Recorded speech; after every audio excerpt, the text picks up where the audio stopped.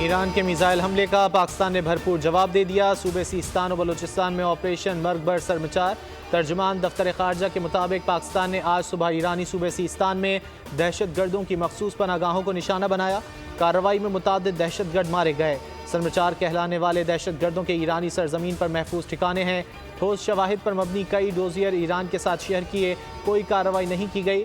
آج کا آپریشن قابل بھروسہ انٹیلیجنس کی بنیاد پر ہوا۔ ایران سے رابطے جاری رکھیں گے، صورتحال بڑھانے میں کوئی دلچسپی نہیں۔ ترجمان دفتر خارجہ ممتاز زہرا بلوچ کی میڈیا بریفنگ۔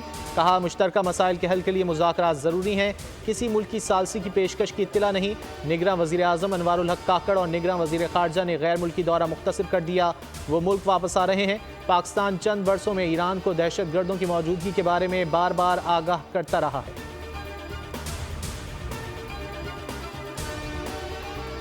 شہباز شریف کا انٹیلیجنس بیسڈ کامیاب مشترکہ آپریشن پر خراج تحسین۔ کہا دہشت گردی کے خلاف کارروائی کرنے والی ٹیم کو سلام پیش کرتا ہوں۔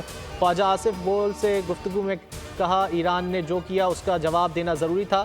ایران بھی نہیں چاہے گا کہ پاکستان کے ساتھ حالات خراب ہوں۔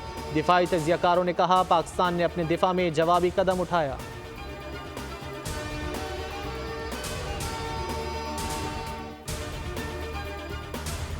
نواز شریف آج سے الیکشن مہم کا آغاز کریں گے، جاتی عمرہ سے روانہ۔ حافظ آباد میں جلسے میں متوالوں کا لہو گرمائیں گے۔ پیپلز پارٹی کا نوشہر و فیروز میں پاور شو، بلاول بھٹو جیالوں سے خطاب کریں گے۔ جلسے کی تیاریاں مکمل۔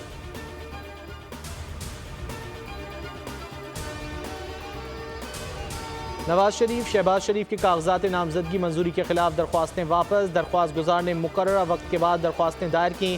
درخواستیں تاخیر سے دائر ہونے پر لاہور ہائی کورٹ نے واپس کر دیں۔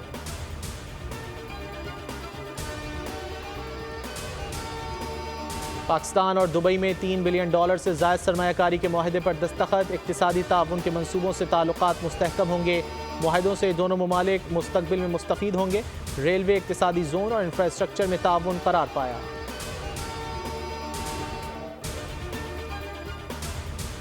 اوکاڑا ٹول پلازا کے قریب دھند کے باعث 3 گاڑیاں ٹکرا گئیں، خاتون سمیت 7 افراد زخمی ہوئے۔